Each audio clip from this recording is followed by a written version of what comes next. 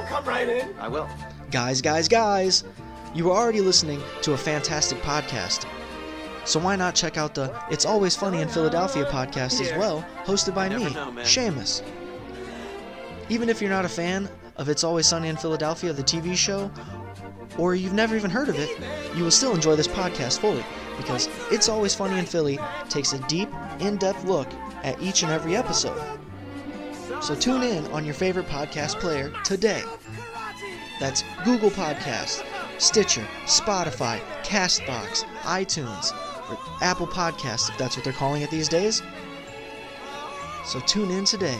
And now, back to your regular scheduled programming. Jesus Frank! Jesus Frank! Jesus Frank! Jesus Frank! My life is alive! My life is alive! Hi there, this is John from Pint Comics. This is the other John from Pint Comics. And we just wanted to warn you before you tune into our quite excellent show that we may or may not use, what type of term would you use for the language, John? Swearing with flair. Swearing with flair. Colorful language. Colorful language. Or just plain out, I don't know. Gutter talk. Gutter talk, there we go. You've been warned. Listen in.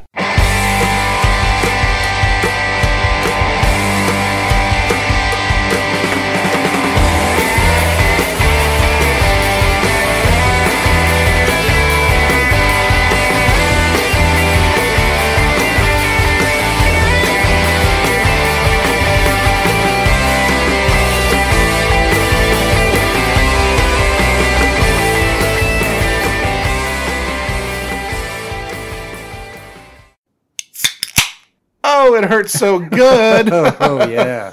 Damn it, that sounds good. There it is. What do we got today, Lloyd, on the Pint of Comics? What is the Pint of Comics official drink for the evening? It's a Two Roads Clementine Gose. This is brand new. How does it taste? You just tried it. It tastes pretty good. Pretty good? Yeah, I never have a problem with any Two Roads. No, we've done quite a few of the Two Roads beers on the show here. We did the Persian lime Gose. Oh, yeah. I think what's that one called? The Gose Gose? The Gose Gose. We did the Italian plum Gose. Yeah, we did that was quite good. There's passion fruit, I believe. Passion fruit, That's right? It. We have if you don't know Two Roads, before you even start with Two Roads, this is Pint of Comics. I'm not Sir John. I'm Johnny Ganache, and across from me is not Sir John either. It's Lloyd the Manster. Lloyd, what's going on? Manster, living the dream. Living the dream. We're supposed to record this night with John, of course, because John's the I don't want to say co-host. He hates that term, but he's the host of the most. And John is not feeling well. There's been something going around up here in the Northeast. Something's going on, yeah. It went through my family too. I have not gotten. No, I'm not saying it, and I'm not saying it on here right. For sure, because I'm not superstitious until I am. I'm one of those people. But there is something going around, and John has been hit with a touch of it. So get better soon. We'll drink this one for John then. We'll put this one down for John. Yeah. So Two Roads is a local Connecticut brewery out of Stratford, Connecticut. Yeah. And I really dig their beers. And this is a series they started last summer, tanker truck series. They apparently had a couple of little tanker trucks on their property, and they retrofitted them to make beer, and they do all sours. Yeah, they're all very good too. Now, about halfway through this episode, after we down these beers, I also grabbed a beer from the Finch Beer Company. Now, Finch Beer, we were lucky enough to try this. They're out of Chicago, by the way. Chicago is a very large city in Illinois, if you didn't know. Illinois. Illini, as some people might call it. Yeah, the Fighting Illini. The Fighting Illini. We met these guys at the Elm City Brew Fest. Yeah, back about 2 months ago. A fucking great time. Yeah. And this is their kettle sour ale called Taco Cat. And what's on the can, Lloyd? It's a well, shit. Hold on. He's got to get his cheaters on, as the old folks call them. It's a cat on the moon with a trident. I'm sorry. It's a cat on a taco. That's a taco. Lloyd, do you think the moon is a taco? No. Lloyd, do you believe the moon is a taco? I was looking at it like this, and doesn't it look like a moon? Come on. With your finger there, it looks like a moon filled with... It looks like the sun almost, with actually. Cheese, but no, it's obviously a cat on a taco. It's a cat with a astronaut helmet and a oxygen tank on his back. By the way, Taco Cat is a palindrome. It reads the same forwards and backwards. That's right. I think they said that day, too. But they were very cool, and we liked their beer, and I was at my local package store, as we call it up here in the Northeast, the Packy. A Packy, yeah. I made a Packy run after work today to pick up for the podcast recording. And we don't say recording. We don't say that. We're not from Boston, but... I picked up Taco Cat, and I picked up the two roads. Let's do another one here. Pop it open. Pop it here.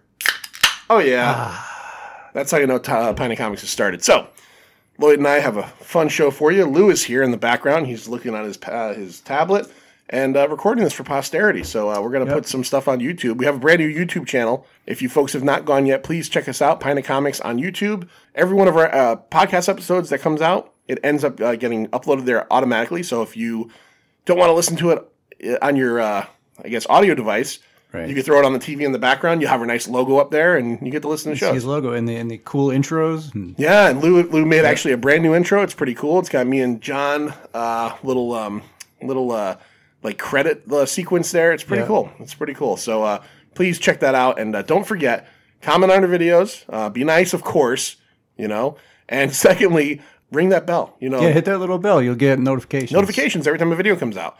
And subscribe. If you don't subscribe, you're not going to be able to do any of that. You won't get anything without that. All right, so here's the show for today. I've got a bunch of what we call mishmash around here. We used to call them the old From the Hip show. We used to call these shows, much like the Jeopardy category, we call them potpourri. Potpourri. So this doesn't smell as good. Potpourri. So Lloyd, number one, the first little bit of business I wanted to talk about, and I kind of threw this out when we were doing the testing. I don't know if you caught this. So here on the Pint, I'm going to just say this right out loud. Us being a pop culture and comic book kind of have to say it out loud, don't we? I did not. We have never officially talked about Stan Lee passing. No. And you know what? We're not going to talk about that today because Stan Lee's passing in kind of our universe takes more than a passing by comment. And after Stan Lee died, John and I had not recorded for like a month. So once we started recording again, it was kind of like, it wasn't old news, but we'd moved on to other stuff. But me and John have talked about doing a whole show. Yeah, you do a whole show. So that's a whole show thing, and we will. But I did want to bring this up because this is another person, at least from my childhood, that meant a lot to me. Mean Gene Okerlund passed away. Mean Gene Okerlund. Were you a wrestling fan ever? I was in the, I don't want to date myself, but early 80s. Okay. Chief J Strongbow, that kind of stuff. Okay. So Mean Gene Okerlund might be right past your time. Right. This is, he wasn't a wrestler. He was the voice and interviewer of the WWF. I'm sure at some point in your life, you've heard the impression of Hulk Hogan saying, "Well, let me tell you something, Mean Gene." Yeah, oh yeah. Definitely. Okay, everybody knows that. Yeah, no, I know the name. Right. So Mean Gene used to do the little bits where in between matches he would interview Hillbilly Jim and talk about how next week on Superstars, Hillbilly Jim was going to be fighting Big John Studd. And he was the straight man. He was great. And I got some information about him here. He passed away at 76 years old. He apparently, I read this on 2 different articles today, so I'm gonna say you're gonna assume it's true. I'm assuming it's true. I don't want to put it out there, but they said he was in his adult life kind of a heavy drinker. He had 3 kidney transplants. Oh my! In his adult life, and apparently, towards the end of his life, maybe like within the last 3 months or so, he suffered a fall, broke some ribs. And when you're in that kind of shape, sometimes that's not good. That's not good, and that's kind of what pushed him to the end. Wow, 3 kidney transplants. But he died at 76 years old. He was the voice of the WWF from 84 is when he came in to 1993. Yeah, and then, that's right after I had stopped. So right, you were right in the Bruno Sammartino, Chief J Strongbow, Classy Freddie Blassie. Yep. He came along more at the time. That's probably better known as the rock and roll era. Cyndi Lauper and the first WrestleMania and Mr. Wonderful Paul Orndorff and Hillbilly Jim and the Junkyard Dog. He's very much, I guess, tied to those people. So from 84 to 93, he was a part of WWF. Mm-hmm.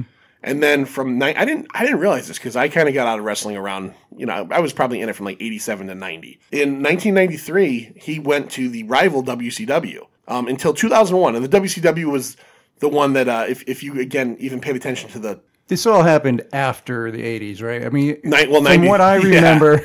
Yeah, it was only just one wrestling federation. No, there was more before That's all that. I remember. But the WWF, I think, was the bigger one up around here. Yeah, okay. WCW, aka NWA, was big down south, and there was one in I think Minnesota called AWA. All right. And Mean Gene worked for them too before WWF. But anyways, so from 93 to 01, he worked for the WCW, and around that time, the WWE, which it now is called, purchased WCW. So he came back into the fold.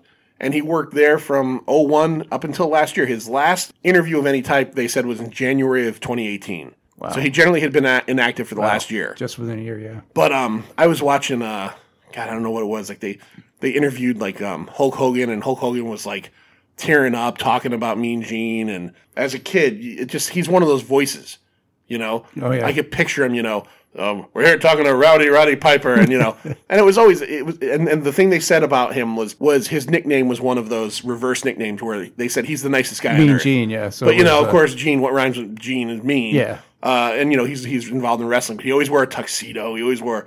So Mean Gene Okerlund, we're gonna miss you. And we're sorry that he had to go. But yeah. All right. So what else do we have here? Well, another death. Let's not forget Juan Valdez. The guy who, we don't have his real name, but the guy who inspired... The guy who inspired the Juan Valdez character. Juan Valdez, the character that you see on so many bags of coffee. Now, see, I'm not a coffee drinker, so I'm only familiar with this from knowing about just the fact tangentially. And from the fact that I know that there was a guy that was on all the bags of coffee with a mule, right? Well, a mule. Yeah, the mule, he was on the commercials when I was a kid, seeing him all the time. Yeah, he was not a real person in terms of Juan Valdez. Right, it was something Sanchez, I think, the real name. All right, so he passed away too. And and let's not forget one more, the captain from Captain and Tennille. Oh, did he? Yeah, he died. I did not hear Daryl that. Dragon. He was originally a keyboardist for the Beach Boys, and she was a background singer for the Beach Boys. And this is all stuff I learned from. I didn't know that either. Yeah, they were touring members of the Beach Boys, and they went on to have a million hits in the 70s. Muskrat Love. What's the other one? Level. They used to have the Captain Tennille show I used to watch. Yeah, the Captain and Tennille show. Yeah, and Level Keep Us Together. They had gotten... I found this actually, it didn't squeeze a tear out of me, but it was like one of those good human moments. They had, I guess, gotten divorced years ago. Right. And she was at his deathbed with him. Oh, wow. You know, that's cool hearing shit that's like that. good. You know, that was like years ago. Yes, this is Pint of Comics. Years ago when Sonny Bono died, I remember seeing Cher. Didn't he ski into a tree? Ski into a tree, yeah. Crunch. Yeah. But I remember seeing his... You know, I worked with a guy who looked just like Sonny Bono. Really? Yeah. His name was Jack. Sonny Bono, you got to give him credit, because a guy that looks like Sonny Bono scoring a chick that looks like Cher back in the 70s, you know, whether you like Cher or not. Yeah. That was definitely a... Lou, what do they call that in that show when it's... a guy with a girl that doesn't fit. Reacher settler. Reacher settler. Oh, yeah, that's it. One of them's reaching and one of them's just settling. Yeah. So Sonny and Cher was definitely a reacher settler agreement. But what I was going to say was I remember seeing Cher on TV when they had his funeral, and she did a eulogy, and she had divorced the guy in the 70s. Decades ago. Hooked up with Greg Allman, and she'd lived a million lives since then, and she was crushed. Really? And I find that amazing when people, you have a special bond when you're doing that kind of stuff. Yeah, it's funny. You think of divorce as being this thing where it's just like we hate each other. But then, sometimes it doesn't. So the Captain and Tennille right to the very end. All right, so enough talk about death, because that's a little sad. Yeah, let's move on. Let's move on to some news that's going on. I'm going to start. The first thing I want to mention is I just read this today, and this actually got me kind of excited. I haven't even tried to put it on my TV yet. But there's a new streaming service from the IMDb. So the Internet Movie Database has a brand new streaming service called FreeDive. Yep. There are no new releases, and it's available on Amazon Prime. Prime. Yep. So you can go on there. If you have a Fire Stick, I guess you could download the app. And they have tons of movies and TV, and everything is rated by highest rated. So I guess if you go to the movies, the top rated movies that they have will be the first ones you see. So if you're looking for something, and it's a known rated on IMDb is really good, it's going to be right there. And again, it's a free service. So I wonder how many titles. It didn't say that yet. It said it's out, but it said it's not like at its full complement yet. So they're probably running it like a not a trial, but like just starting it up, and they're going to load more and more. But if you're a fan of free internet, who's not a fan of free movies? Free movies, you can't complain about that. So make sure when you get home tonight after you listen to this episode of The Pint, go over and go to your Amazon thing and find IMDb free. Make sure you do it like this. Yeah. Oh, yeah. Go to IMDb FreeDive and check that out. Yeah. All right. So that was just a little bit of advice. That was a Pint's advice, life advice for you. Pint advice, yeah. Pint advice. You know what I mean? They're going to help you out. We're going to get you deals on stuff and all that. We should, a new segment. Yeah. Advice from the Pint. Advice from the Pint. What can we help you with? Where's the best deal? So Twitter, send in your questions. Yeah, that's right. At Pint O Comics. There's a director named Denis Villeneuve. Do you know who that is? No. Denis Villeneuve made Blade Runner 2049. Oh, okay. He made a movie which I haven't seen. I know John hates it, so if John was here, he'd start screaming. Called The Arrival. Yeah, that was good. That was the one with Amy Adams. And Amy Jeremy Adams. Renner. Yep, that's it. He made a movie called Prisoners with Hugh Jackman, which was, I thought, very good, and Jake Gyllenhaal. Hugh Jackman plays a father. His daughter gets abducted. Okay, that's a good one. Well, anyways, he's remaking Dune. Okay. All right, so he's remaking Dune, which you think the guy that made Blade Runner 2049 wouldn't want to dip back into stuff that probably... into a 6-hour movie? Into a 6-hour movie. But he's remaking Dune. He's got some people lined up. I don't know what this kid's ever been in, but the actor's name is Timothée Chalamet.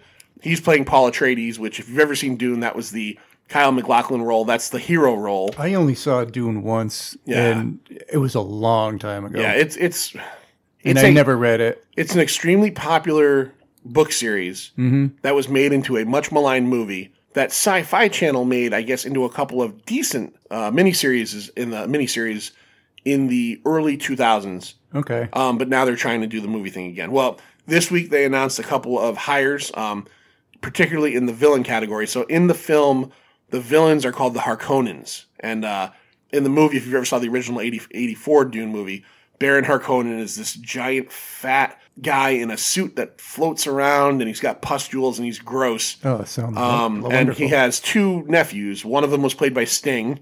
Yeah, I remember Sting. I can't remember the exact line, but Sting has a great line in Dune where I will kill him! And that's like that's the most notable thing of Sting's movie career. And then another one that's like this big hulking guy. So for the new movie, Denis Villeneuve hired Stellan Skarsgård to play the Baron. You know who Stellan is? Which one was Stellan? Stellan's the father who was in the Avengers and Thor. He's Dr. Selvig. Yes. And he's also been in, he was Bootstrap Bill in Pirates of the Caribbean. He's going to play the main role, the Baron Harkonnen. And the hulking character, I think he's called the Beast, Dave Bautista, which if you think of a hulking character, Drax from Guardians of the Galaxy. I was thinking of Kingpin. Oh, D'Onofrio. For Hulk. Yeah, D'Onofrio would be good. Yeah, Bautista's, he's great. Bautista's a monster. Yeah. I don't pay attention to wrestling from today's day and age, but I remember seeing Dave Bautista, or as he was called Bautista at the time, wrestling like maybe 15 years ago when he was like in his prime. Yeah. And he was just a no-neck freak of nature. He was like something out of a fucking TV show or a movie, and you gotta love him as Drax. He was actually. Did he have a personality like a? I don't remember anything about his personality. I think he might have been a bad guy. Okay. I think he might have been like what they call a heel in wrestling. But again, I don't know enough about wrestling to tell you that. What was I going to say? He was in a movie I saw recently that I liked him in a lot, and I didn't like the movie. Oh, have you seen Hotel Artemis? No, I haven't seen that. Don't waste your time. Oh, really? Not good. I was thinking that would look good. It is not bad. It is just not good. So that's the one that came out last summer with Jodie Foster, where it's basically like the night nurse kind of thing. Yeah, night nurse kind of thing, where she runs this hotel that is basically a membership-only hospital for criminals. Right. You have to have a membership. Like there's one point where like there's 3 criminals that are hurt, and only 2 of them have memberships, and one of them like didn't pay his dues, and he's bleeding to death, and they won't let him in. They won't help him. And Bautista. So the only 2 people that seem to work in this place are Jodie Foster is like the nurse. But she's kind of like a doctor because she does everything. She couldn't save this movie, huh? No. And Bautista plays her orderly. Okay. And he's good in it. I remember seeing a preview. He's very protective of her, and he's good in it. But overall, that's my next piece of pint advice is if you are going to Redbox Hotel Artemis, then don't bother. Don't even Redbox. Grab something else. Grab Paddington 2 or something. I don't know. I haven't seen that. But so we're talking about movies. I have a list here, Lloyd. I know you like lists. I like lists. You ready for this list? Yeah, let's hear it. So we're recording this in the first 2 weeks of 2019. Last week on the show, which I don't know if you're going to hear this concurrently, but we did John and I and Lou and our buddy Mike Fulham did our top 3 of 2018 movies and all that stuff. Oh, can't wait to hear it. It was pretty fun. Now that the box office year is closed out, I've got the list from boxofficemojo.com. Visit boxofficemojo.com. And I've got the list of the top 10 domestic grossing movies of 2018 and the top 10 overall. Worldwide? Okay. So we're going to read them off, talk a little bit about the movies, and we'll go from there. But it's kind of interesting to see how some of the stuff shook out. Yeah. All right. So in domestic gross, in the U.S., here are the top 10 movies for 2018. Number 1. Before I say it, I'm going to just ask you. I won't ask you on everyone. What do you think the highest grossing movie of last year was? Wow. Would it be Black Panther? Ding, ding, ding, ding, ding. All right. I have not seen this list. He has not seen the list. I wrote it up and have not showed him at all. Black Panther made $700 million in the U.S. last year. Wow. All right. 700 million. 700 million. And how many billion were worldwide? We're going to get to that. Okay. We're going to do the list I'm jumping the concurrently. gun. Number 2. I think this one probably is pretty easy to figure out. Avengers Infinity War. Yeah, that would be my next guess. But here's the thing that's crazy about Black Panther and its success is Avengers Infinity War, which did come out 2 months later, so it had less time. Right. But it probably ran longer. 678 million. Okay. So basically 22 million less. Mm-hmm. And you have Thor and Captain America. Yeah, you've got all those characters in Meanwhile, Black Panther, who's a character who nobody knows. Not everybody knows. Right. Not the that shows what a not worldwide phenomenon that movie was. Mm-hmm. 700 million. So Avengers 3, which I wrote here, Avengers Infinity I believe War. that's my daughter Sophie's favorite one. Black Panther. Black Panther. Yeah, it's Lou's by far. We actually Lou, because this episode will be after that one. That was his favorite movie of last year. Oh, by the way, Yeah. Sophie loves Thor: Dark World. Oh, Just thought I'd tell you. tell Sophie that along with you guys come over one day and I'll show you some good movies and we'll knock that out of her head. Number 3 on the domestic gross list for 2018, Incredibles 2. Okay, yeah, I saw that. 608 million. I have not seen it yet. On Black Friday, I do this thing every Black Friday. I get out of work, and I work very close to a Walmart in Wallingford here. And me and Lindsay go to the Walmart at about 6 o'clock, long after everybody's done digging through shit. And I dig through the remainders of the Blu-rays and get them for like $6 or $7. Nice. It's a smart way to shop. And I Yeah. leave there with I spend $50 and I get like 5 or 6 movies that would normally cost me a ton. I got Incredibles 2. The week following, Lindsay was in Florida on her vacation with her friend, and I just was looking for something to do. I throw Incredibles 2 in, and it doesn't play in my player. It like freezes. It's like a bad disc. Oh, no. I have the receipt, and I have not gotten back yet. And I guarantee at this point, it's been like a month and a half that Walmart's going to tell me to go fuck myself. How many products have you just not returned because it just wasn't convenient? A lot, right? Not a lot, but I've done that more than once. Oh, it happens to us all the time. Yeah. I actually told Lindsay, find me the receipt. Walmart, it didn't work out. I want to go back and get another copy. Mm-hmm. And I'm sure now they're going to look at it and go, sir, this is from like November 25th. And you bought it for $7. It's normally $30. You know what you could do? You can go fuck yourself. But what I haven't done is I haven't tried it in another player. So I'm going to try that. Yeah, do that first. So Incredibles 2 made $608 million. Number 4 is a movie. 608, wow. 608. That's a lot. It's more than I would think. 14 years after the original. Yeah. That shows that Disney and Pixar know what they're doing. It's not as good as the original, in my opinion. I heard that from a lot of people. Yeah. I think John mentioned the same thing. And so number 4 is a movie that on an episode of The Pint with you, me, and John, me and you reviewed it together because John hadn't seen it. And John was the lucky one out of the bunch of us. Jurassic Park. Yeah. Or I'm sorry, Jurassic World Fallen Did we Kingdom. review that movie or shit on it? No, we shit on it. Jurassic World Fallen Kingdom made $416 million. We talked about it, and I guess I will say it again. The Tale of Two Halves. Yeah. First half of that movie was fairly enjoyable. Yep. The second half was, I can't look at my watch enough. I want to go home. I want to do anything but what we're fucking doing right now. That's right. That was the one we went as a family to that. Oh, that was the one. We talked about that. You spent big bucks to go see that. That's a big day. Top 5 here. Number 5, superhero movie. Pretty big. Not Marvel, though, but Marvel related. Deadpool 2. Oh, okay. Yeah. Deadpool 2 made $318 million in the U.S. last year. What did Deadpool make, if you recall? I don't know, but it was a hit. And I would probably say it made more than that. I would say more. Yeah. Number 6. This one is the one that surprised me because I knew this came out, but I didn't realize that it had that kind of hype. But I think it was a large kid audience. Number 6, with $269 million, was Dr. Seuss's The Grinch.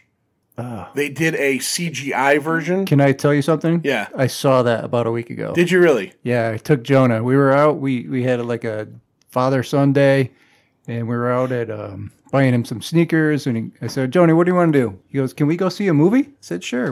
What do you want to see? He goes, is The Grinch still playing? And I begrudgingly looked on my phone to see if it was, and sure enough, it was playing like 5 minutes from now. Are you like me, like where once Christmas ends, you don't want to even watch something related to Christmas? No, I didn't care anymore. Yeah. And I didn't want to see The Grinch. I didn't want to, not that it would ruin, the actual Grinch, but it was not as bad as I thought. Okay.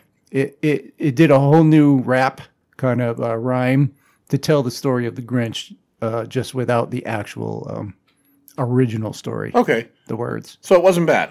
It was okay. Okay. So, but out of nowhere, it was number 6 for the year at $269 million.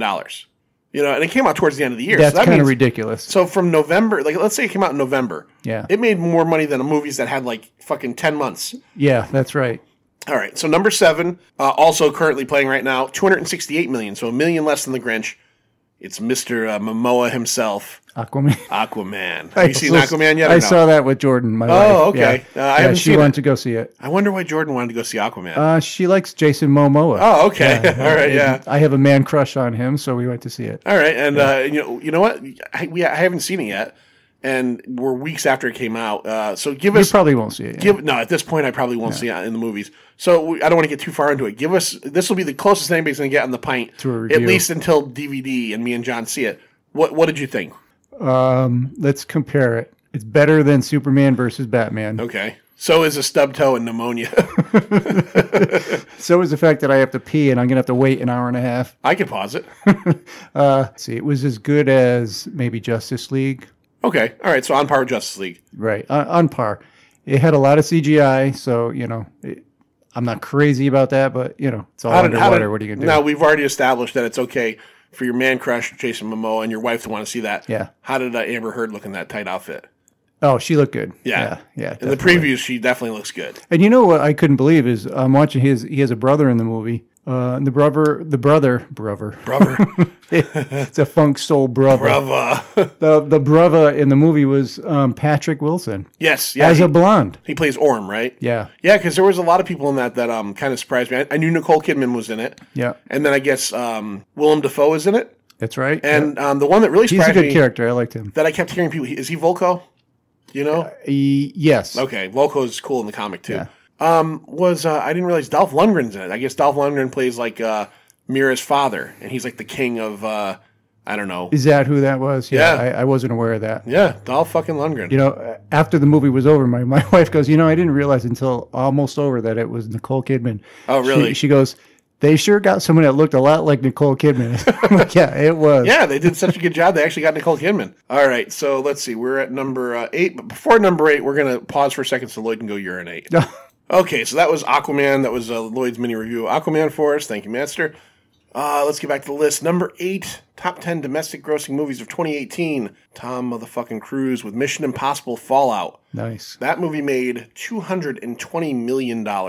I saw it on DVD, and I gotta give him credit. It's fucking action packed. I've heard great things about it. I enjoyed the series. The second one was garbage, but overall I think it's a solid series. This movie has some stunts in it that are unfucking real. Didn't he break his foot or something? He broke his foot, and they kept it in the movie. Okay. He doesn't break his foot in character, but the actual scene where he breaks his foot is shown on film. He's Speaking jumping. of breaking a foot, did you see that football game, the Cowboys? I did not. The guy. I heard there was a snap, crackle, and a pop. Oh my god, that was so brutal. Was it a compound? Did we get a little bone through the skin action? No, you didn't see that, but he was going down, and as he came down, his foot sort of disappeared to the side. Yeah. And then the rest of the weight of his whole body came down on the bone. It just was the weirdest thing I ever saw. It was horrible. Yeah, that's disgusting. I've seen watching football a long time. Yeah. I've seen some of those where it's like that. The knees don't do that. Yeah, right. All right. Let's see what else we have. Number 9, the forgotten cousin in the Marvel universe, Marvel Cinematic Universe. Still a solid movie, Ant-Man and the Wasp. Oh, yeah. $216 million. It was hard. It came out 2 months after Avengers, and in all honesty, when you get hit with the 1-2 punch of Black Panther and Infinity War, there's got to be a movie that's going to be less desired. Mm-hmm. And in a way, you know, as much as I liked the first Ant-Man, and I really enjoyed Ant-Man and the Wasp. Yeah, no, it was good. But unfortunately, it's like you got stakes that are like here, you know, right. I'm making a very high gesture, and then you got stakes that are down here. But the great part about Ant-Man and the Wasp, without getting too spoilery, is the final scene. The great final scene. Is fucking fantastic, and it is important as hell. Yeah. So even if you felt like the whole movie was like, oh, it's just a heist movie, it doesn't really matter. It was a fun movie. It was a totally fun movie. Yeah. And we've mentioned it on the show before. They got, what's her name? Jesus, I can't think of her name now. The girl that plays Ghost? No. Jesus Christ, I love Lost. What was her name, Lou? Wasp. What's her name? Oh, Angeline. Angeline Lilly. Evangeline Lilly. Evangeline. First of all, let's just be honest. We talked about this on the show before, and John agrees. That haircut they gave her in the first movie was fucking awful. All right. It was bad. It was like, but I still thought she was cute. She's cute, but they just by letting her go back to like natural long hair. Yeah. She's gorgeous, and then when you really think about it, her name's even hot. Evangeline Lilly. It's a great name. Yeah. Yeah. It's a great song called Evangeline by Michael Sweet. Michael Sweet. Oh, okay. Yeah, it's a great song from the 80s. Okay. I'm sorry. Maybe 80s, maybe early 90s. Michael Sweet or Matthew Sweet? Matthew Sweet. What did I say? You said Michael. Oh, no, Matthew Sweet. Matthew Sweet was Girlfriend, right? Yep. Okay. Sick yeah, of Myself. same album. Okay, all right. That was a great song. Yeah, it was good. That was a Girlfriend. That's a terrific album. Matthew, I keep saying Michael. Number 10. This is amazing that this movie would be number 10. But it was. And this franchise is not used to being below number 1 or 2 when it comes out in a movie for the year. All right, what is it? Solo, a Star Wars movie. Oh, I still haven't seen that. Or a Star Wars film. I'm here to tell you right now, I have only seen it once. I saw it in the theaters. I think it's on Netflix now. You think? I'm pretty sure it's on Netflix now. I've been waiting for that. I think it was a pretty good movie. Yeah, that's what I heard you say. Yeah, when I went to see it, I went in with the attitude of really disliking it. And it didn't do anything that made me want to dislike it. Okay. It just, that movie, we've talked about it here before, and I'll say it one last time, and then I'm putting it on a moratorium. That movie paid for the apparent sins of Last Jedi. All right, I was going to say, Last Jedi or Solo? Which one did I enjoy more? Yeah. Solo. All right, now Solo or Rogue One? Rogue One. Sorry about that. Rogue One was a better movie. Solo was a more fun movie. So here's what Solo is. They finally get us a Star Wars movie that really doesn't rely on the Skywalker family. It's not about Jedi. It contains characters we know: Han, Chewie, Lando Calrissian. You get I won't spoil it for you if you don't know, but you get a character from a movie that you never thought you'd see again in there. Okay. And it's a heist movie. And the other thing that really worked for it, and this was great casting, was Solo's mentor in the movie is a guy named Beckett, and it's Woody Harrelson. Yes. And Woody Harrelson kills it. He's just, because if you like Woody Harrelson, you'll like him no matter what. Yeah. And John said it, and I give John all the credit in the world. Every scene he's in, he's not stealing the scene, but he's commanding the scene. Right. He just has that. It's Woody. He's just got that thing. It's Woody, man. He's so good. He's so good. It unfortunately did not do very well. Yeah, from the get-go, there was, after The Last Jedi, you're kind of soured on the franchise. Honestly... then they're giving you a Solo, and you're like, this character's already dead. Yeah. Why do I want to see this? Yeah, and again, it's a character that's defined by one actor. Right. And it's not Harrison Ford. And there was and again, we could talk about Solo all day. There was a million problems with the production. The directors got fired 98% of the way through. They brought Ron Howard in. Ron Howard's a trustworthy director in terms of being like a journeyman guy, but they're like, okay, he's going to take over for these other guys. One thing I noticed very much was Justice League was a similar movie. Zack Snyder got let go or left due to the suicide of his daughter, which is unfortunate. Joss Whedon comes in. You watch Justice League, and even though I enjoyed it, you can tell you go, different boom, parts. Boom, different. Mm-hmm. Solo felt like one person made the movie. Now, I also did hear, and we'll never find out the answer to this, is that Ron Howard reshot tons of stuff. Mm-hmm. One of the things that he reshot was, and this I read this in an interview from Paul Bettany, is the Paul Bettany character, who's the main villain of the movie, was not Paul Bettany in that role in the other version. All right. It was another actor. I can't remember who it was, but he played a similar character who was very CGI'd.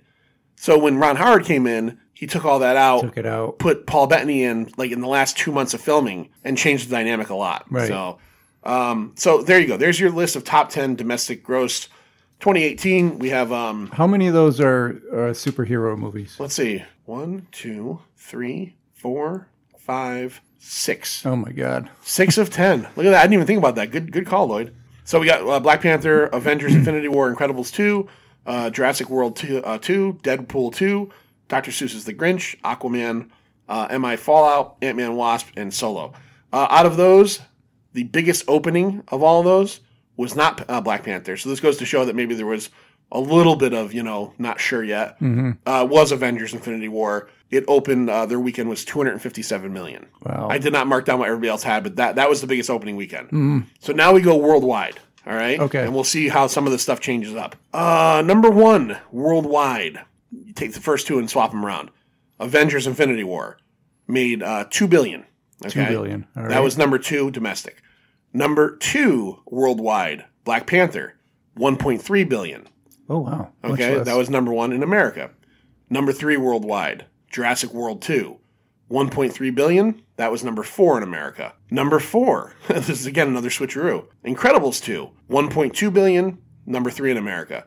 Number 5, this movie's making a ton of money overseas, like double the amount it's made in America. It might have been released early, I don't know. Triple. No, because you subtract that. Well, whatever, it's made a lot of money. We're doing math here on the Number Pint. 5, doing math with the Pint. Aquaman, $972 million worldwide. In America, remember, And that was a very $268 late million. That was late that was release. December Yeah. 1st or something. You know, that was a month ago. Number 6, a movie that was I didn't mark its place down in America. It didn't even make the top 10, but it was number 11 because I do remember seeing it. $856 million worldwide. Venom.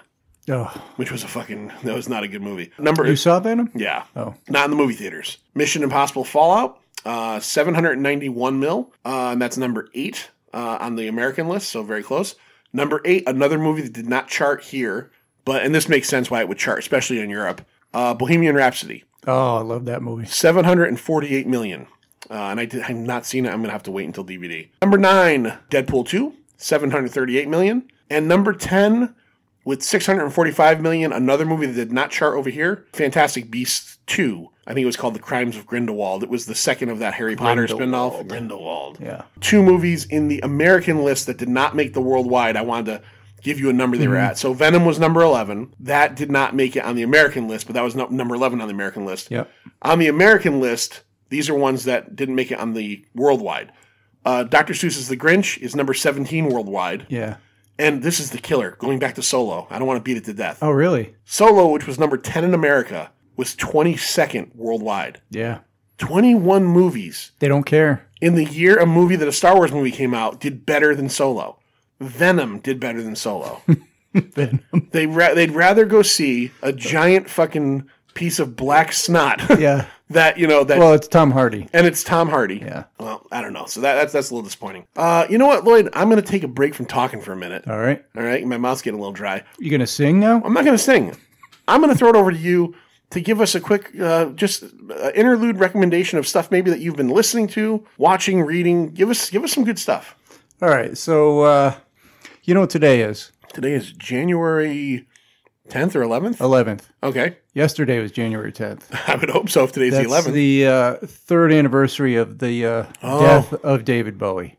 One of my top of my entertainers list. Yeah, we talked about that on one of our music shows. Yeah, so lately I've been listening to the older catalog of David Bowie because I've heard Young Americans 500,000 times, and I love it, but I haven't listened to his older stuff all that much. So that's what I've been doing. I put out 4 albums in the 2000s: Heathen, Reality, The Next Day, and Black Star 2 days before his death.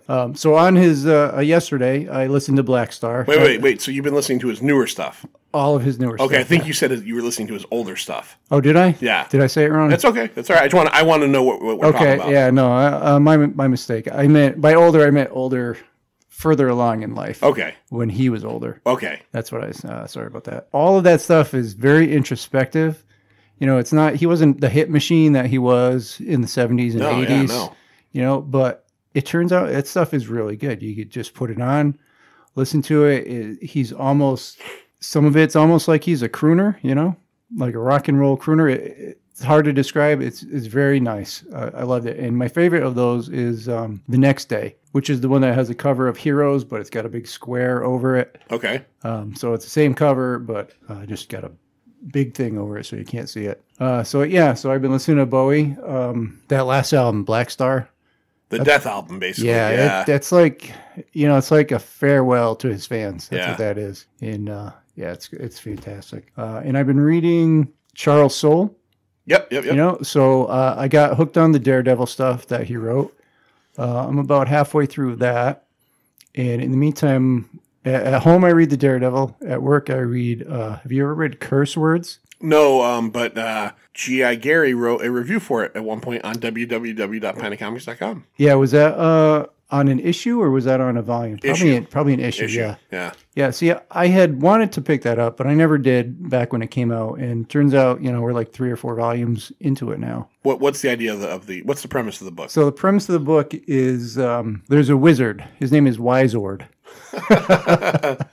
Yeah, long hair. It kind of looks like a younger version of Gandalf, and he's sent to the Earth to destroy it. And through the course of a few days or decades or whatever it is of being there, he comes to realize that he likes the people of Earth because they don't fear him. So he changes the plans and decides to live among them and act as a wizard. He grants people wishes, and they give him sapphires. And these are crazy wishes. Like there's one guy he's a rock and roll star called Johnny One. He wants to be turned to platinum. So he wants to be a real person, but just made out of platinum. So He does it. He's attacked by some other wizards that make their way to the Earth, and he takes care of this guy, and then realizes that there's going to be more people trying to attack him, and so that's kind of like the course of where it's going. So the Wizard is the main character, or he's the main character thus far. He has a sidekick. It's a talking koala. Okay. Named Margaret. Yeah. Margaret's a hoot. Very funny character. And so yeah, I've been into that. It's really cool. I'm enjoying that. I like Charles Soule. I mean, he's done a bunch of stuff. Letter 44. Yep. Darth Vader recently ended. Daredevil. He did a really good run on he did Wolverine. He actually is the one who killed Wolverine off. Right. When they did the whole Death of Wolverine. And I'll say this as well. He's a fucking super nice guy. I've met him at cons a million times. Yeah. And he's one of the ones that's always friendly and talkative. And I believe he was a lawyer before he was a lawyer. Comics. And as a matter of fact, I don't remember the name of it, but he just put out his first novel this year. I think he does, at least this one, I don't want to compare it unfavorably, but I think it's like John Grisham-y. I think it's like kind of like a lawyery type novel, drawing from his own experience. Yeah. No, those can be pretty fun. I can't remember the name of it. I've seen it. It's the something year. What's that? The Oracle Year. The Oracle year. See, I knew it was Thanks, a year. Lou. Thanks, Lou. Lou's back there Googling it away for us. No, I have it. Oh, you have it? Have you read it? No, not yet. All right. It's on my pile. All right. Well, thank you for that. The Oracle year. So what else? Anything else good? No, just other than that, dealing with kids, life, and trying very hard to write another article for the website. Yeah, not trying hard enough. But that's all right. I'm glad I'm not your paying editor because I'd have to fire you. You know what? Let me say, I absolutely love Lindsay's stuff. Isn't she doing really well? She's good. She's a rock star. Yeah, my wife Lindsay has written 2 reviews of Rainbow Bright comics for pintofcomics.com. Yeah. And the second one in particular, the first 3 paragraphs of it have nothing to do with Rainbow Bright. It's kind of an insider's peek into what it's like to hang out with us. Yeah, and, though I liked it a lot. I liked her perspective. She did a really good job. Oh, and one other thing I forgot to mention. I have been trying to do some painting lately. You have been, and it's going to be on the YouTube channel because we're filming this and we're going to have a little mini preview episode of this episode up on the YouTube channel in a couple days. And sitting at the table where maybe Lloyd would normally sit or one of the other guests would sit is Lloyd's badass Hellboy painting. And if you're a fan of Mignola, and he came over today with it, and fortunately told me he's not giving it to me. No, I gave him the Swamp Thing. The last time he came, he gave me his really great Swamp Thing, but you can't see it right now, so obviously for the podcast, this ain't going to do any good. But that's where you have to go to YouTube, go to Pint and Comics, and you can see us recording this episode, and you will get to take a look at Lloyd's Hellboy sitting there waiting for, I don't know, a beer or something. He's just chilling. But yeah, that's great, Lloyd. Thank you. That's great. And you know what? That's going to segue us into our next section. Excellent. We got a couple of trailers that we want to talk about. We'll talk about Hellboy right off the bat. Let's do it. All right. So about 3 weeks ago, we were here for a kind of Christmas celebration. We didn't record. And we got into me and John got into a little bit of a heated discussion about this new Hellboy trailer. We had a couple beers in us, and John, John's a naturally belligerent guy anyway.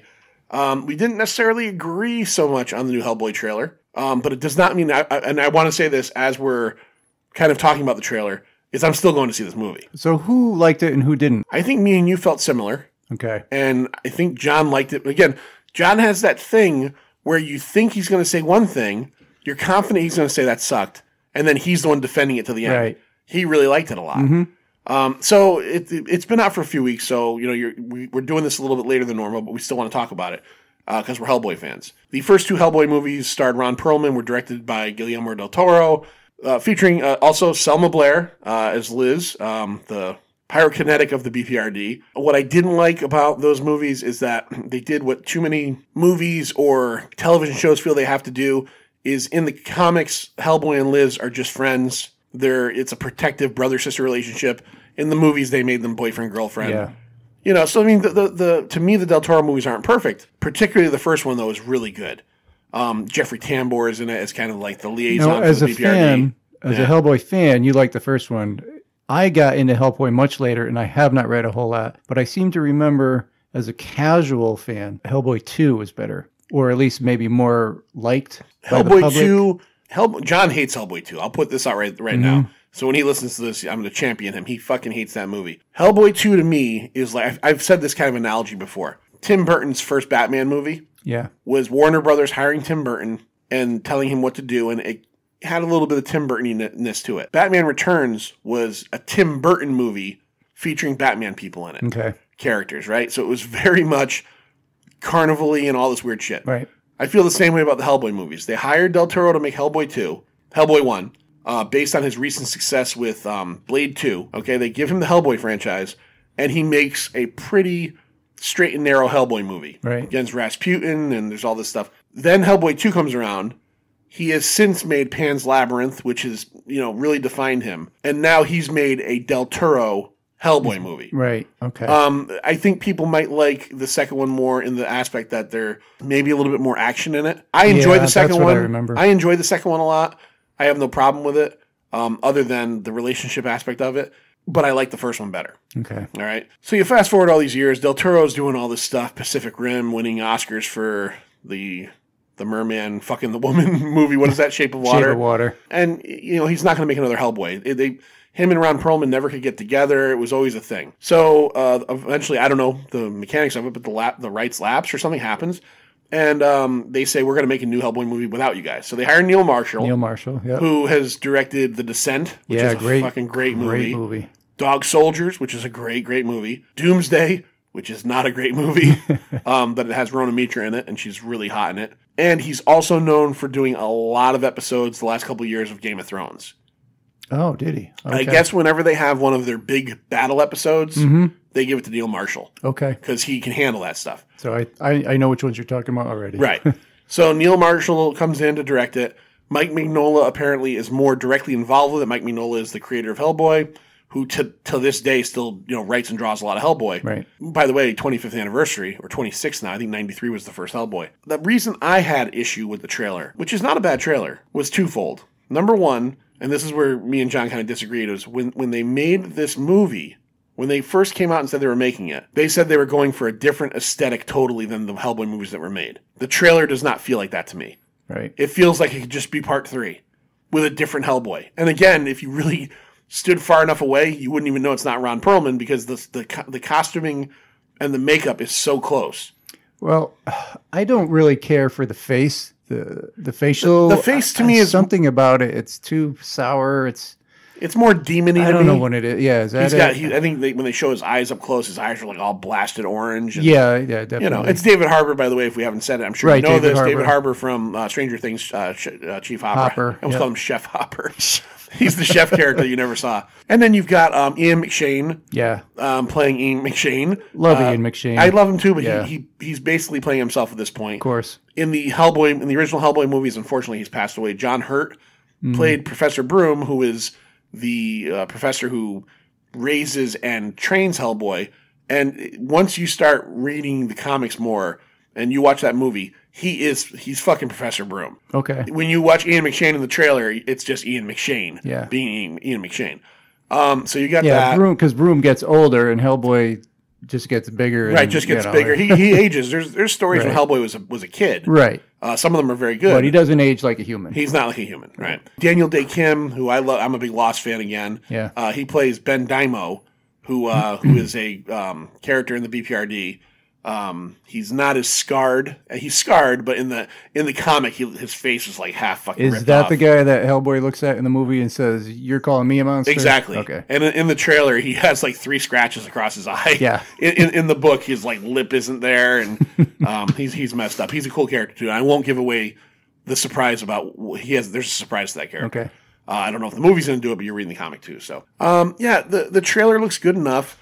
One of the kisses of death that kind of scares me is that Milla Jovovich is in it, and she's not normally in good stuff. I mean, she was in The Fifth Element, which I love, but she's mostly known for Resident Evil 1 through 26. Come on, you hated those? I watched the first one and I was done. Okay, I've seen a few of them. Oh, I hated the first I one. like the one with I think her name is Ali Larter. She showed up Heroes. in some of them. Yeah. Yeah. I saw the first one, and video game movies are a real tough sell to me. Yeah. I'm not a huge video game guy. I don't have a lot of that nostalgia to them. It's not like, oh, Resident Evil, I love that, I got to see it. Same thing with right around the same time as Resident Evil, I remember renting Doom, which was one of the Rock's early action vehicles. Him and Carl Urban, and I love both of those guys. And that movie was like, am I getting a blister on your dickhead? It was just like, what is the point? You know what I mean? Like, this isn't doing me. Great visual. This is doing me no good here. Okay, so my second half, I wanted to say real quick, the failure of the Hellboy trailer to me was Moni Moni. Oh, that's the worst. It's just a great song, don't get me wrong, but I don't think it fits the. I love Billy Idol. I love the Tommy James and the Shondells version. It doesn't fit the trailer. No. Doesn't fit the trailer. Now, again, all this that we're saying, are you still going to go see it in the theaters? Absolutely. Me too. Yeah. The action looked good. The monsters that they got in, the CGI that I saw looked fairly good. You get a great scene where he's loading the Samaritan, which is his gun. Yeah. And I like David Harbour too. I mean, if you can't have Ron Perlman, I'm happy it's this guy. Yeah, this guy's good. I love the Ron Perlman character. I think, to me, he's the Hellboy. Yeah. Yeah, I agree. We only got 2 movies out of it, and they wanted to do 3. I guess Del Toro had a treatment for a 3rd movie that would have made it a trilogy. Mm-hmm. And, maybe someday, this is the way comics work, maybe someday Del Toro will write the comic, and they'll put it out in Dark Horse, and it will be considered in the movie pantheon, and you could read the final story. But we're not going to get it. No. If this movie fails, you're not going to see another Hellboy movie. Probably ever. No, definitely not. I'm hoping it doesn't fail. No, I want it to succeed. Why wouldn't you? I want it to be better than it looks in the trailer. Well, let's just say this from the list we had here. If we go by the list here, the odds are good for it. Yeah. Being a comic book / I don't want to call him a superhero, but being a movie like that, we're 6 out of 10 in the U.S. We didn't even count worldwide. I mean, you go to 10, you go worldwide. 1, 2, 3, 4, 5, 6. 6 out of 10 worldwide. All right, same. You interchange one. Venom came in, and another Ant-Man and the Wasp came out, but you still have 6 out of 10 of the biggest moneymakers are comic material. Yeah. All right, okay. so Hellboy. This comes out April 12th. April 12th, yeah. Let's make a date. Let's go see it, Lloyd. Let's do it. All right. But this movie, the next movie, Lloyd, that I'm going to let you introduce, has quickly, from the trailer only. Now, this is how trailers can change from one end to the other. The Hellboy trailer, to me, was pretty good. The song did nothing for it. I still want to see it based on the fact that I love Hellboy. This movie, when I saw the trailer the first time, over Infinity War, immediately wanted to over see the Gauntlet, whatever they're calling it now, Endgame, the next Avengers movie, over Spider-Man Far From Home. Oh, another pint. Over any of these movies we're talking about that you're going to think all these people are going to want to see, this next movie from the trailer has got me salivating, and I'm glad that it's coming out March 22nd. Do you need a tissue? I don't need a tissue. Okay. I'm psyched about this movie. Lloyd, what movie are we talking about coming? Oh, he's trying to finish up his beer here. Man, did that really spray. Yeah, you got a lot all over the place. All right, the next one is the new Jordan Peele movie. It's called Us. Us. So if you're not familiar with Jordan Peele, I know he's got the Jordan Peele, what's that show? Key and Peele.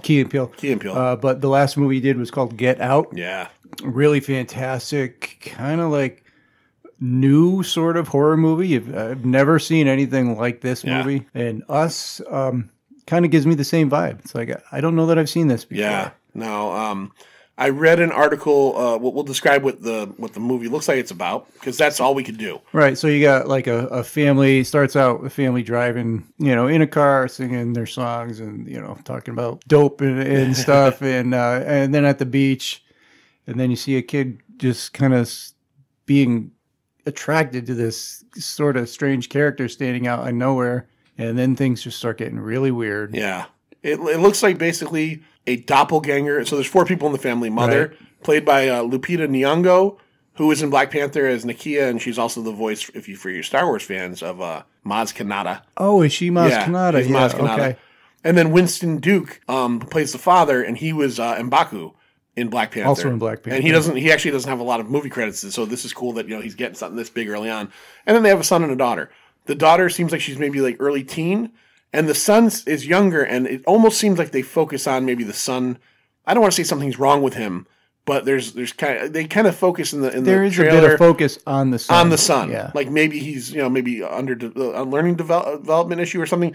You don't know, but you definitely can tell that the mother kind of favors him a little bit. Okay, yeah. I can see that now. They go to the beach house, and one night the kids come to the father and say there's a family in the driveway. Yeah. And late at night, dark out. Late at night, dark at night, and then they go out to the driveway. The father goes out to kind of find out what's going on. With his baseball bat. And from far away, you could tell the family looks very familiar. And in the trailer, they give this isn't spoiling it, there's 4 different versions of them wearing red like pajama-y type robes. Right. And they're like a onesie or... very twisted, evil smiles. Mm-hmm. And that's it. So what is this movie about? Is it about doppelgangers? Is it about identity? I did read an article where Jordan Peele said, now this is obviously an African-American family, but he said, Get Out was a horror movie about race. Exactly, yeah. He said, Us has nothing to do with race. Right. It's a horror movie that happens to have a black family in it. Mm-hmm. So that's very important right Which is good. I like that. Which is great because you don't get a lot of that. You don't get a lot of that. And it's also good to know that, I don't want to say like a one-trick thing, but he managed to make a really, really good horror movie based on race with Get Out. Yes. It's been out enough years for me to say that I bet you every African-American dude that dates a white girl from that movie is probably a little bit fucking alarmed. Yeah. No, do you want to come home and meet my parents? Probably not. Again, it's 2 years old, so we're not going to go spoilers, but if you have not seen Get Out, I can only fully recommend it. Yeah, me too. I thought it was fucking fantastic. And Us, not even based on the fact that it was Jordan Peele, just on the trailer. And this one uses a song from the mid-'90s called I Got 5 on it. And this one uses music to incredible effect. Dad, what's I Got 5 on it mean? It's about drugs. It's about drugs. It ain't about dope. Nope. So March 22nd is Jordan Peele's Us. And it's just so impressive, and this goes to show for his talent, because I enjoyed Key and Peele a lot. Key and Peele is a funny show. I never watched it.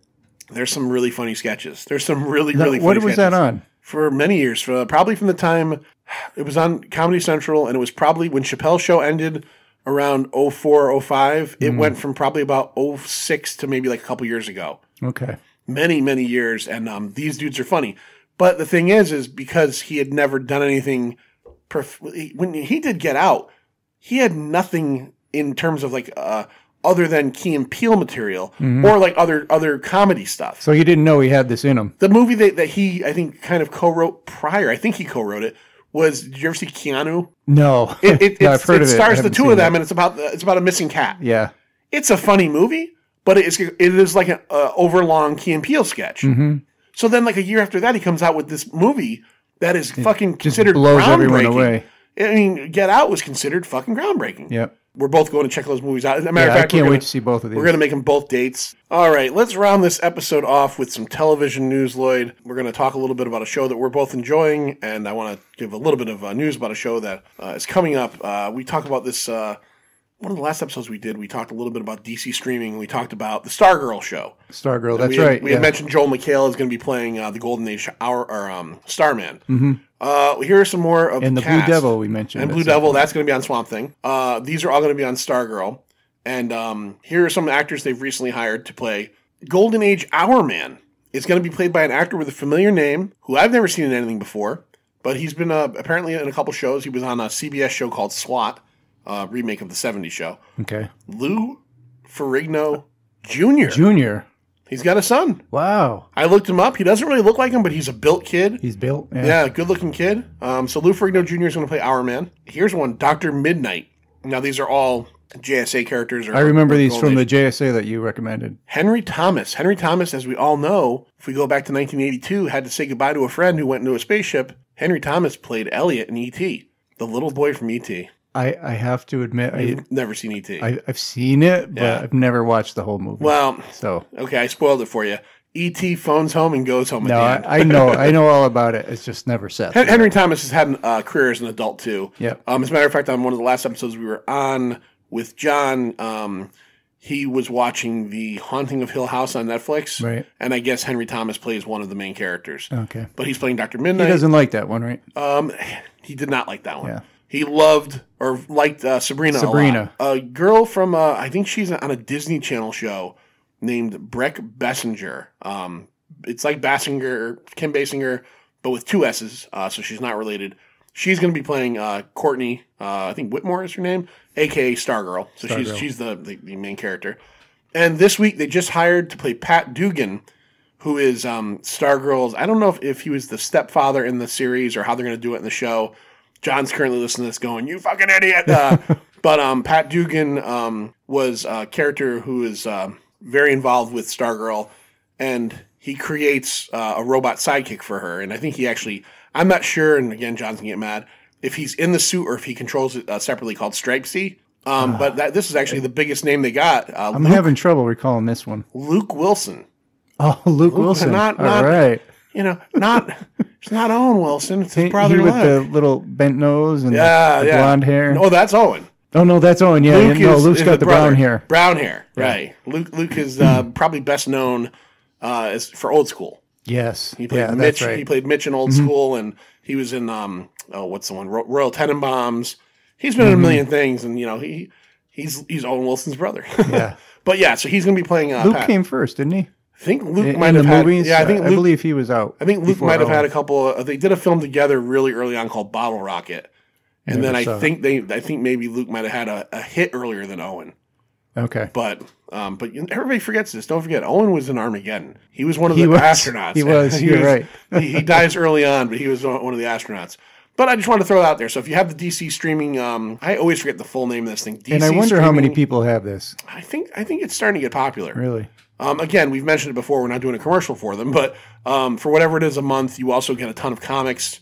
And then there's a lot of old DC material, Batman 66 television show, stuff like that. Right. Speaking of not doing a commercial, I just want to say this out loud on the show. I want to acknowledge it. That after listening to our last episode, if InStockTrades.com doesn't come for a sponsorship, we mentioned them 18 times in one episode. That's right. 18 it was? It wasn't. It was a lot. But if you're looking for cheap trades, InStockTrades.com. Okay, we're going to end the show off talking about a show that just recently returned. Came out last year. All the chips in the world were against it. The reviews were bad. Did it get bad reviews? Initially bad reviews. Okay. The tone of the show from the trailers and from what you... So we're talking about the Orville. Okay, I don't want to get too far into that. The Seth MacFarlane Star Trek, and John will argue, is it an homage or is it his own show? Seth MacFarlane grew up as an homage. It's an homage for sure. It feels like you're watching a Next Generation episode. It feels like Next Generation, yeah. Okay. Only with a little more comedy. That was the thing. So when it came out and you saw the previews for it, the first thought is this going to be nothing but dick and fart jokes in space, a la Family Guy? But then you have to think about MacFarlane's movie career. Ted is a dick and fart joke movie, kind of wrapped up in a nice little relationship story. Right. And it works. I mean, Ted, the first... It's a good movie. The second Ted is not very funny. The first Ted is really good. And even A Million Ways to Die in the West, which doesn't work ultimately, is a pretty good movie. Because it balances a serious plot with some pretty good humor. So the Orville comes out last year, and I wasn't going to watch it. And I don't know if it was John watched an episode and said to me, oh, I watched an episode and it wasn't as bad as I thought. Or if I heard someone else, so I came home one night and it's on Hulu. Yeah. I don't have cable, it's on Hulu. So I said to myself, watch an episode. First 2 episodes I watched and I went, I like it, but it's not getting me there yet. Mm-hmm. And then I continued with the series through the whole thing and I really enjoyed it. And I actually actively was sad when it ended. When it was over. I was like, damn, that sucks. There's not a lot of shows that I watch year by year. Yeah. And so... there's none that I do anymore. No, not network TV There's anyway. There's a few. I mean, 1 or 2, but that was one of them. Yeah. And by the way, I didn't come to it until after you had already been into it for those few episodes, and you recommended it. Right. Yeah, I think I had told you. And so I started watching it, and I got hooked too. Yeah, I mean, it's got likable characters. It's got a really good cast. The stories are a lot of times very interesting. I like the cast. You're right. It's got a good cast, and if I can remember the names of the cast of the people, then it's got me. That's it. And I know the names of these guys. So the one I always forget is the engineer who I like a lot. What's his name? John. Yeah. Okay, it is John. He's a great character. There was an episode in the first season where he's in the first season he starts off as a kind of like a co-helmsman, and then you suddenly find out that he's like genius level intellect, but he doesn't want anybody to know because he doesn't want to be considered smart. He's got a reputation. He has a reputation to uphold, and they've done stuff like this. There was an episode in the first season that was entirely about the doctor character and the robotic character and Isaac Isaac crashing on a planet, and the whole episode was about Isaac's bond with Claire's two little kids. There was nary a joke in it. And you know what? It was really fucking good. I think it was the first episode here, or possibly the second one, where they have another relationship throughout the actions in the show. Claire and Isaac sort of have this sort of bonding over her children. Ever since that episode, which was probably in the first 5 of the first season, that's one of the things I like about it, is that it's not like a one and done. They've established that now Isaac and her seem like they're kind of close. They're going to continue storylines further down. The storyline goes along. So now we've come back with season 2. I've only seen the first 2 episodes. You've gone to 3. Right. I've enjoyed the first 2 episodes. I will say the first 2 episodes surprisingly revolved heavily around the character of Bortus. Correct. And again, you have these ridiculous situations, but the episodes still stand on their own. So the first episode is entirely about Bortus is a Mocklin. Jaloja. That's the name of it. Yeah, I say that now when I pee. Jaloja.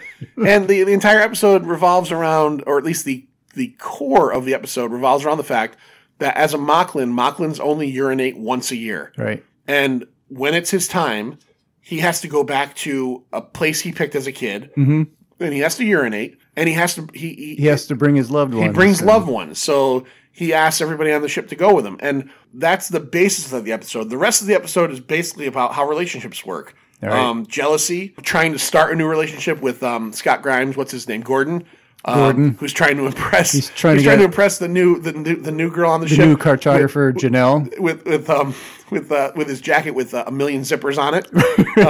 How do you like this one? I think it needs one more zipper. And that's what's great about the show. Again, there's a lot of seriousness to it. Meanwhile, the humor is interjected. Now, you know the actress that plays that Janelle Tyler, the new one? I didn't recognize her. She was the Krill in the Krill episode last year. Oh, the teacher on the ship? Do you remember? Yeah, I believe that's who it was. Yeah. But at the end, when he saved all the children, but what happened to the rest of everybody? And he said, I feel kind of good about this. I couldn't kill them because they were children. Right. And she said to him, they're going to remember this. And she didn't mean it in a good way.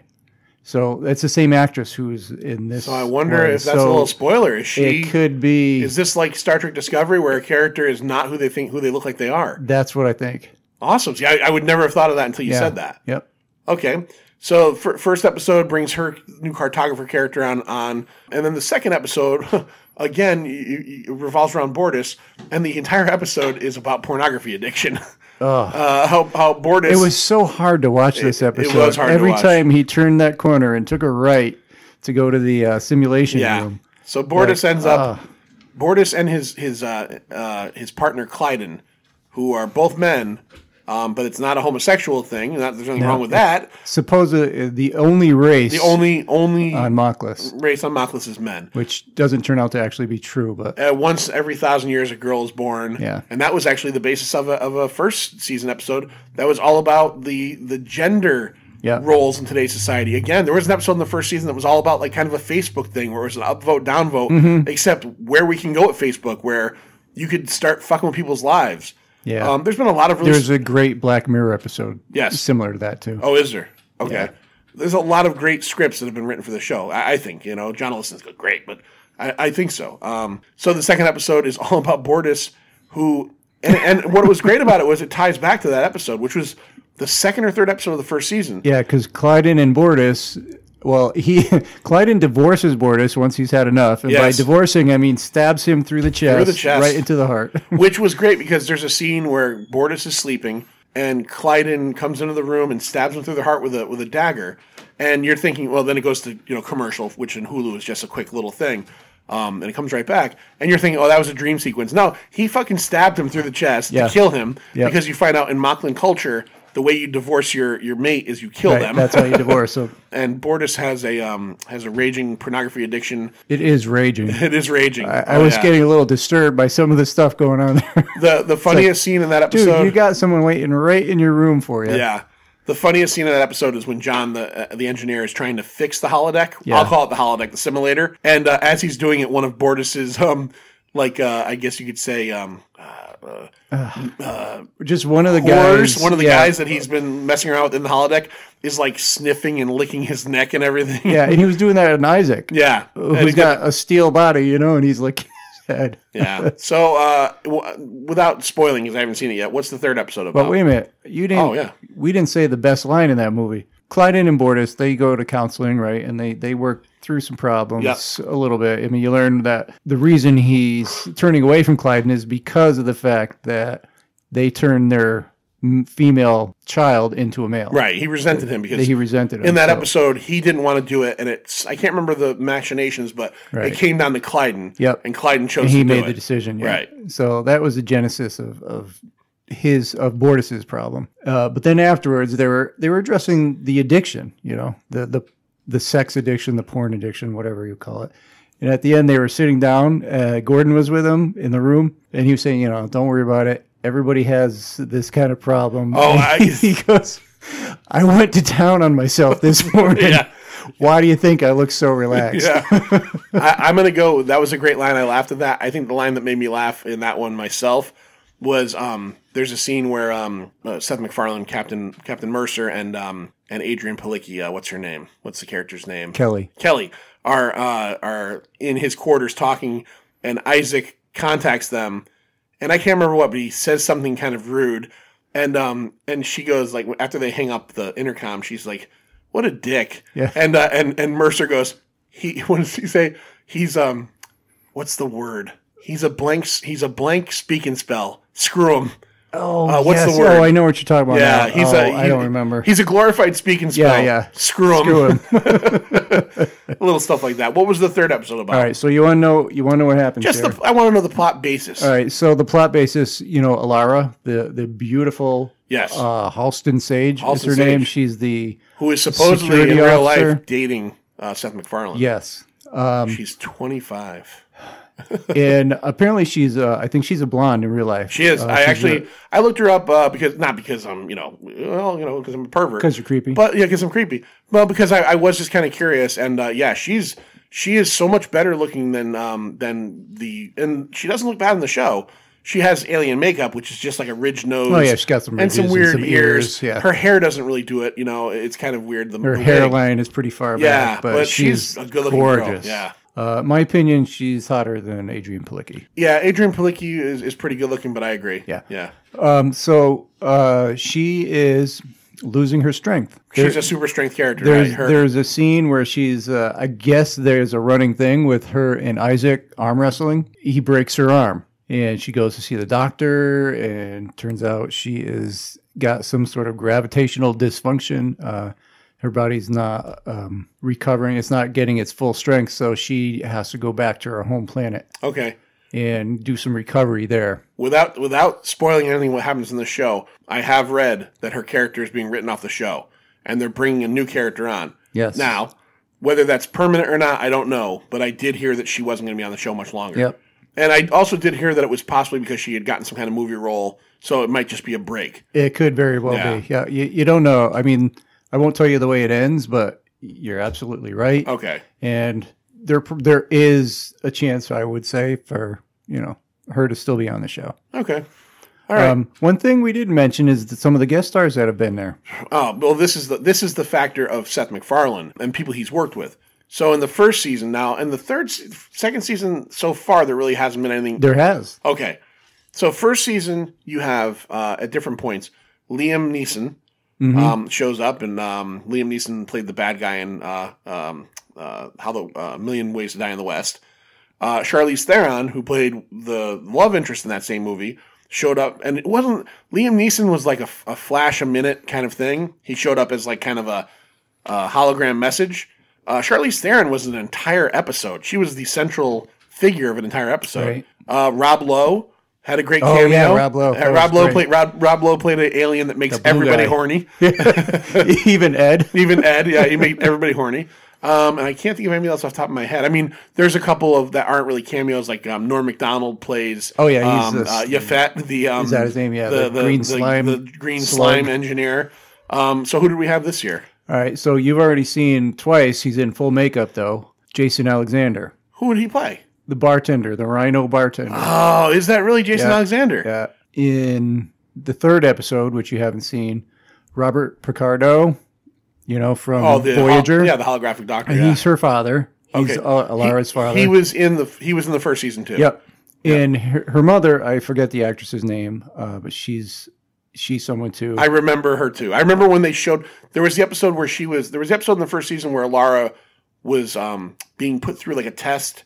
And she thought she was going crazy. Do you remember that one? Yeah. And the parents, it was all part of her hallucination. Right. And I remember it being Picardo, and I remember recognizing the mother. And then there's another guy, and I'm sorry, I didn't get a chance to write down his name, but he was in Star Trek as well. He's in the third episode. And also Patrick Warburton is in the third episode. Oh, is he?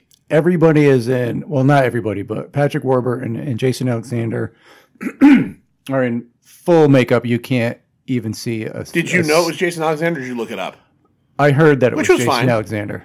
Okay, yeah, because he was in the first episode. He had several scenes where he's serving. Because the whole thing is, again, very much a cool plot point is they're discussing how boring it is being on like on an outer space mission when nothing's happening. The Whoopi Goldberg of Next Generation. Don't say that. But no, that's cool. That's but Warburton plays the I think Lieutenant Tharl is his name, and he's the interim replacement for Alara when she goes back to the planet. It's ridiculous, this character. He's got a long nose. It looks like an elephant trunk. I saw it, but it goes back into his belly, and that's his a second esophagus.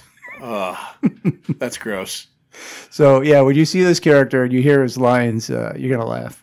He's an unpleasant character. There was a moment in the second episode that revolves around a planet being destroyed by its sun. They didn't take the easy way out at the end of that episode. I'm not going to spoil it, but the characters have to make a hard choice. And in a lot of shows, they're going to go a certain way and everybody's going to be happy at the end. And it didn't happen. Yeah. And I give it kudos for that. Again, is it going to last forever? I don't know. I wonder partially if the ratings were not great last year, but Fox must have a lot of goodwill with Seth MacFarlane because that dude has made them.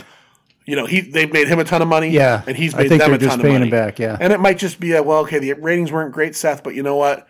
Give you another year. I don't want the show to go away. I'll be honest. I was really disappointed because I don't buy a lot of TV on DVD anymore. Mm-hmm. And this first season came out around Christmas time, and I bought Discovery on Blu-ray because I wanted it. I wanted the Orville, and they only released the Orville on DVD, not on Blu-ray. And the funny part about that show is that. Okay, I understand they might not think that there's enough of an audience for a Blu-ray, but that show looks great on HD. It has great good looking show. It's a good looking show. That's okay. So we both agree the Orville's a fantastic show. Yeah. One other funny thing. Okay. They got to get locks on those simulation doors. Yes. Yeah. I thought the same thing. Hell? Well, I almost wondered if they were going to mention that so in the episode where Bortus is repeatedly going into the simulator to have he has all these fantasies. One of them, different fantasies. One of them he's in a dungeon being tortured. One of them he's at a doctor's office getting molested by his doctor, and then one of them is he's getting tag teamed by a bunch of other Mocklins by by a river or a lake. Yeah, and Clyden just walks in. And I thought they were going to make a point of the fact that he's so heavily into his addiction, he's not even checking locks anymore. No, you know what I mean? They didn't go there. So yeah, I thought the same thing though. I'm like, wow, anybody can just walk in at any time, right? Holy shit!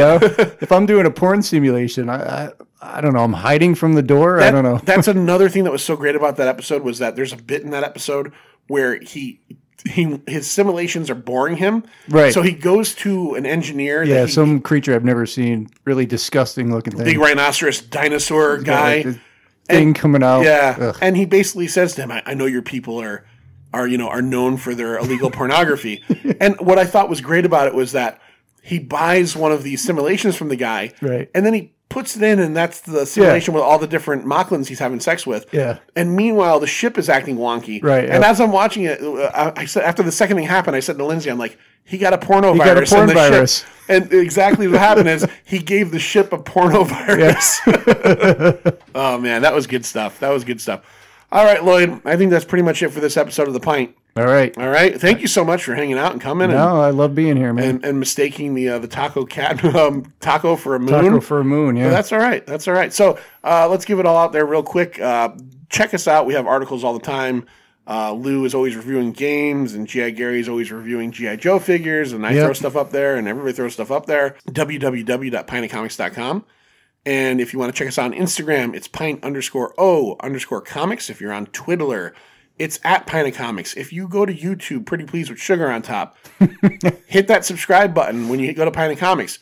Ring that bell, and every time we put out a new video, Ding, ding, ding, ding, you're going to ding. get a little notification, and you're going to see our faces on there and go, I don't want to watch this right now. Yeah. But, you can watch it anytime you want. You'll be getting notified when this very podcast comes out. That's right. And I do want to throw one more thing out. We're not going to talk much about it, but because tickets will probably still be on sale by the time this comes out, the next Connecticut Cult Classics event, which the Pint sponsors proudly. Can't wait. February 23rd of 2019. So that is at the end of next month. It is Stephen King Night number 2.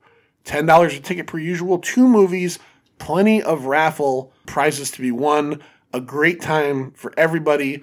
And the 2 movies being shown are the 70s classic Carrie. Oh, yeah. And then the 1986 not so classic, but still fun. And the only movie ever directed by Steven Spielberg. Steven. The only movie ever directed by Stephen King. There you go. Maximum Overdrive, starring Emilio Estevez and a tanker truck with a Green Goblin on the front of it. That's right. And the only movie I've ever seen where a soda machine kills somebody. That's right, too. Yeah. Remember it kills the baseball coach? All right, so again, go to www.connecticutcultclassics.com and get your tickets. Again, it's a small theater, so there aren't a lot of tickets, and it's $10. And again, 2 movies, full movies, tons of awesome weirdo trailers that you're going to go, I want to check that movie out on some of them. That's right. And raffle prizes galore. You've won stuff. Yeah. Tony's won. I can't win shit because I'm a sponsor. And even though you're technically part of the crew. Yeah, but I buy my tickets. You buy your ticket. Yeah. But yeah, as a Gotta matter of fact, support. the last show we went to, Tony won again. That's right, he did. Silent Tony wins again. So this has been Johnny Ganache, and with me. The Manster. And this has been another episode of Pint of Comics. We always say see you at the end. And listen to my boy Colonel Troutman. Him and John Rambo are going to take you out. It's over, Johnny. It's over! Nothing is over! Nothing! You just don't turn it off!